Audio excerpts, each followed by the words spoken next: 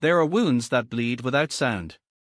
A woman may walk beside a man, share a bed with him, even smile at his words, yet suddenly, she withdraws into silence. No explanation, no loud argument, only an invisible wall that chills the air between them. This silence is not empty. It is full of meaning. It is a weapon, a defense, and a cry for recognition all at once. Men often misunderstand it. They think it is indifference, or punishment, or stubborn pride. But behind that silence lies a deeper psychology that reaches into fear, memory, and survival itself. Why does a woman, who once opened her heart, now choose to close her mouth?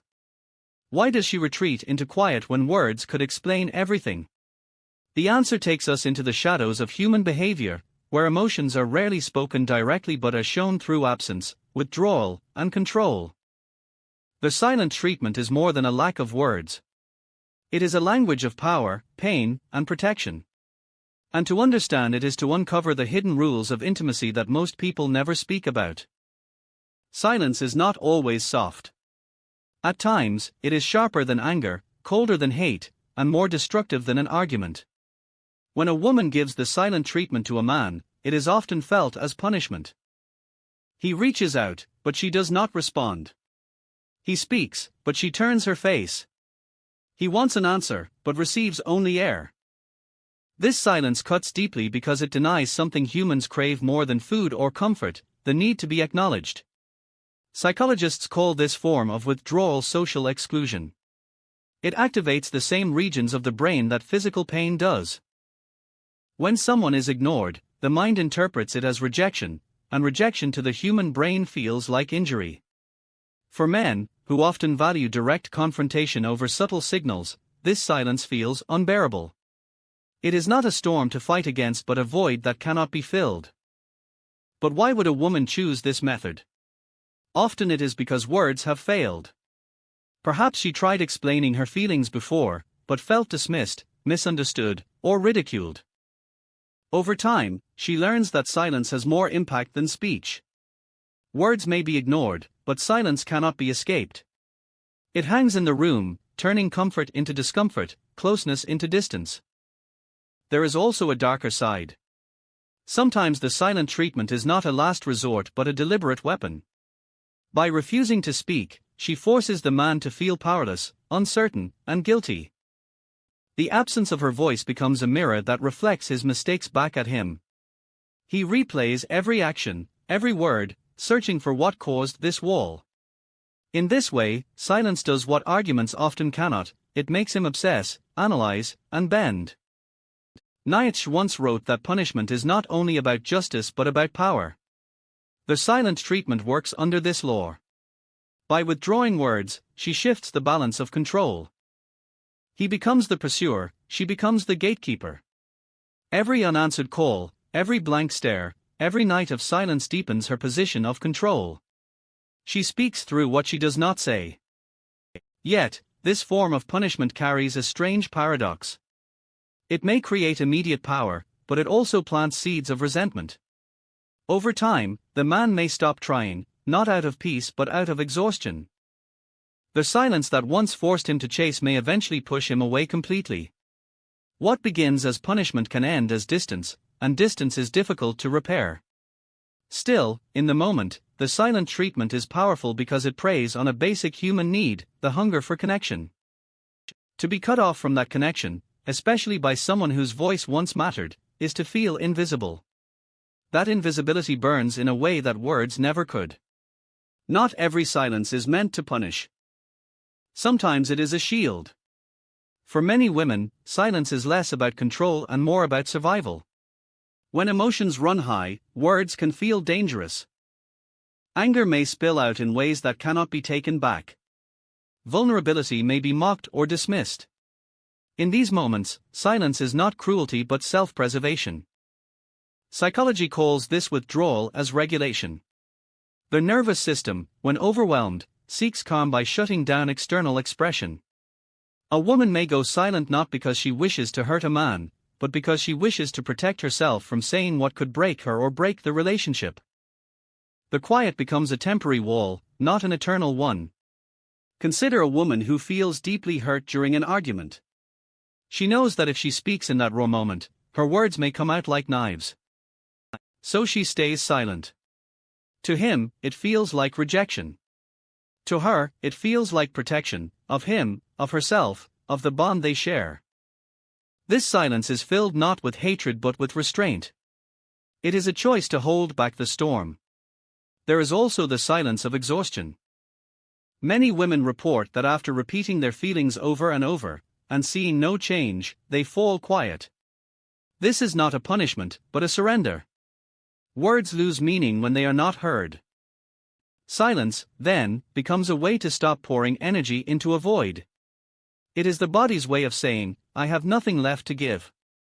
Carl Jung once suggested that what we repress eventually shapes us more than what we express. Silence can be such repression. Instead of shouting pain, it hides pain. Instead of demanding change, it holds hurt within. To outsiders, it may look like strength or coldness. But beneath it, there is often fatigue, fear, and sadness. Think of how silence is used in nature. Animals remain still when they sense danger, not because they are unfeeling but because stillness increases survival. In the same way, women may use silence when they feel emotional danger. By withdrawing, they minimize exposure. By closing their lips, they protect their hearts. The tragedy is that men often misread this silence. They assume it is indifference when it is actually a sign of how much the woman cares. If she did not care, she would not fear the consequences of speaking. Silence, in this sense, is proof of investment, not absence.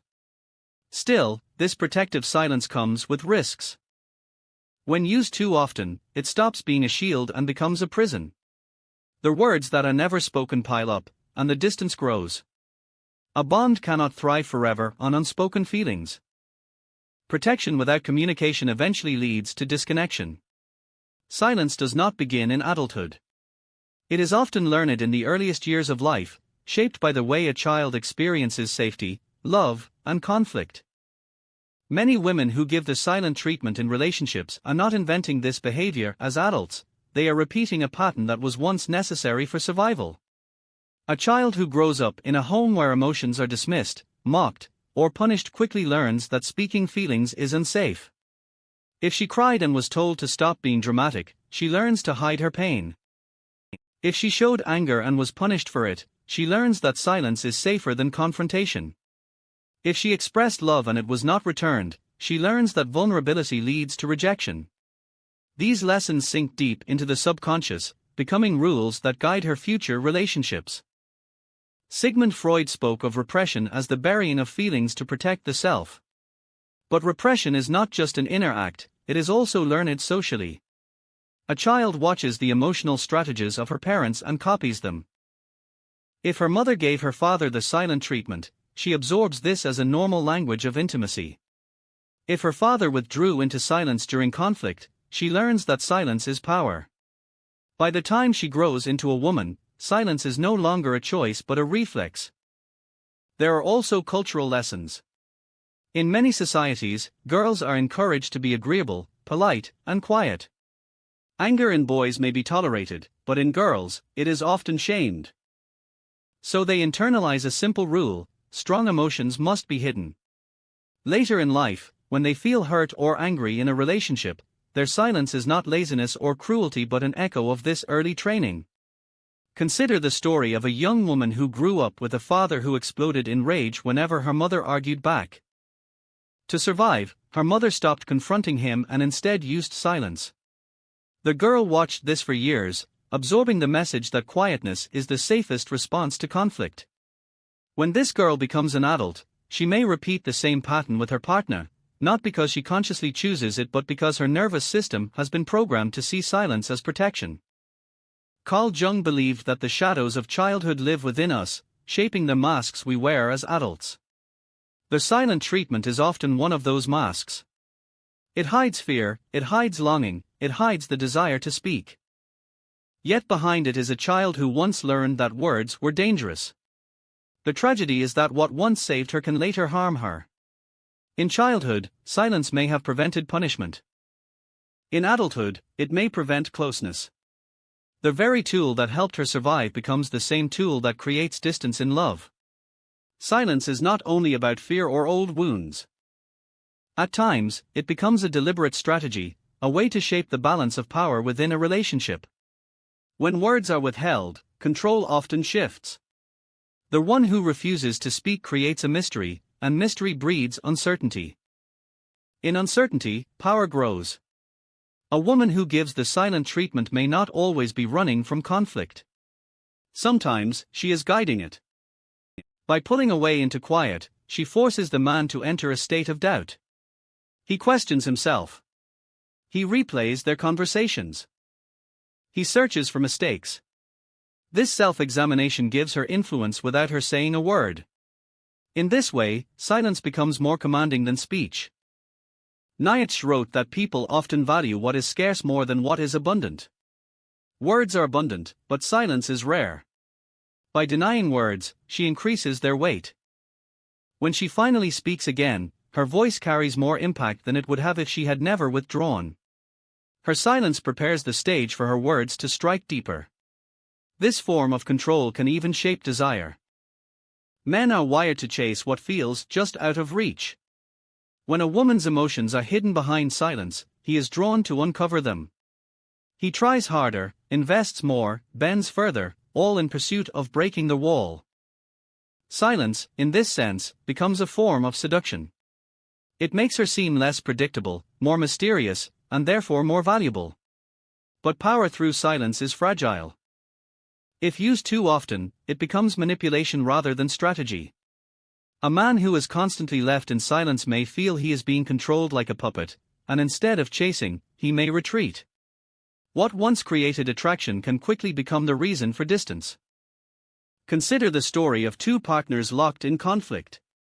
He raises his voice, demanding answers. She stays quiet, her eyes cold. Hours pass, then days. He grows restless, apologizing even when he is unsure what he did wrong. In this silence, she has gained control. But what happens after? Resentment builds, trust weakens, and both partners begin to fear the cycle repeating. The silence worked, but at a cost. Carl Jung believed that relationships are alchemical, they transform both people. In silence, transformation happens too, but not always in healthy ways. The man becomes hyper-aware of her moods, the woman becomes more comfortable using withdrawal as her tool, and slowly the relationship loses balance. What began as emotional strategy ends as emotional warfare. Still, it cannot be denied that silence carries power. It draws attention, forces reflection, and shifts dynamics in ways words rarely can. But like fire, it must be handled carefully. Too much silence burns the very bridge it was meant to strengthen. Every weapon leaves a mark, even when it is invisible. Silence may look harmless on the surface, but beneath it, deep scars are carved. The first cost is trust. When silence replaces dialogue, both partners begin to live in uncertainty. He wonders what she feels, she convinces herself that he should already know, and the space between them grows larger each day. Words that were never spoken become heavier than words that were. The second cost is emotional distance. Human beings are built to connect through language, touch, and shared emotion. When silence stands in the way, the nervous system interprets it as rejection. Studies in psychology show that being ignored activates the same regions in the brain that respond to physical pain. In other words, silence does not only feel cold, it actually hurts. Over time, this pain transforms into numbness, and numbness is the graveyard of love. The third cost lies in identity. A man who is constantly silent begins to doubt his own worth. He questions whether his voice matters, whether his efforts are seen, whether his existence has meaning within the relationship. For a woman, silence can also backfire. In building her wall, she may lose the very closeness she once desired. What was meant as protection becomes isolation. Sigmund Freud once said that unexpressed emotions never die, they are buried alive, only to return in uglier ways. When silence hides anger, resentment, or sadness, those emotions do not vanish. They accumulate, waiting for the smallest spark to explode. What seems like a quiet evening may one day erupt into a storm because silence has been feeding the fire in secret. And yet, there is a deeper tragedy. Silence kills the possibility of healing. Words, even painful ones, open doors. They allow wounds to breathe, truths to surface, and solutions to emerge. Silence locks those doors shut. Instead of growth, there is decay. Instead of intimacy, there is guessing. Instead of understanding, there is distance. But here lies the paradox. The silent treatment is not always conscious. Many women who retreat into silence are not trying to destroy the bond, but to protect it in the only way they know how. They believe words may break what little remains, so they choose absence instead. It is an act born from fear, not always from malice. This is why the silent treatment feels so heavy. It carries both the intent to protect and the power to destroy. The hidden cost of silence, then, is not only the loss of communication. It is the slow erosion of love, trust, and identity. It is the quiet transformation of a relationship into two separate worlds that no longer meet. Silence begins as a shield, but if left unchecked, it becomes a wall so tall that no one can climb it. And perhaps the most painful truth is this: by saying nothing, everything is said.